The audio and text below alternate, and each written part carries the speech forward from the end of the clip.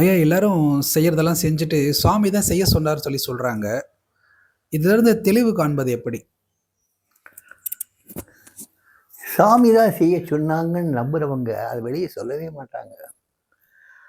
அதை வெளியே சொல்றாங்கன்னா, அதில் ஏதோ ஒன்று மற்றவங்ககிட்ட இருந்து ஒரு ஆதாயத்தையோ இல்லாட்டா ஒரு எக்ஸ்கியூஸஸையோ பெறதுக்காக சொல்றாங்கன்னு அர்த்தம்.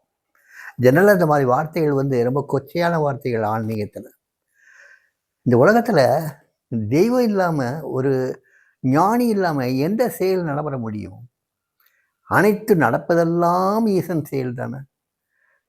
அது என்ன ஒருத்தருக்கு மட்டும் சாமி சொன்னார் செய்கிறேன், மற்றவர்களுக்கெல்லாம் சாமி சொல்லலையா?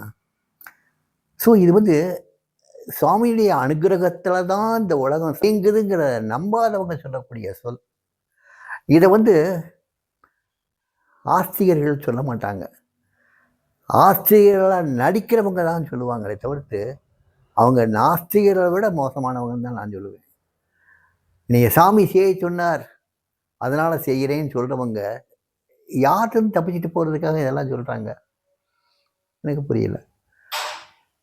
மொத்தத்தில் இந்த மாதிரி வார்த்தைகள் ஆன்மீகத்தில் சொல்லவே கூடாது. ஏன்னா அனைத்தும் செய்யக்கூடியது ஆண்டவன் தானே. அதில் அவருக்கு மட்டும் சாமி செய்ய சொன்னார் செஞ்சேன், சாமி நினைக்க சொன்னார் நினச்சேன், சாமி பேச சொன்னார் பேசினேன், சாமி தான் சகலமும் பண்ணார். ஏன்னா அவருக்கு மட்டும்தானா? மற்றவங்களுக்கு கிடையாதா?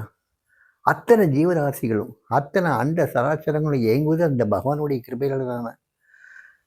தனிப்பட்ட முறையில் இந்த மாதிரி ஒருத்தர் சொல்கிறாருன்னா உண்மையிலே அவர் ஆஸ்திகனாக நடிக்கக்கூடிய நாஸ்திகன்னு நம்ம எடுத்துக்கலாம்.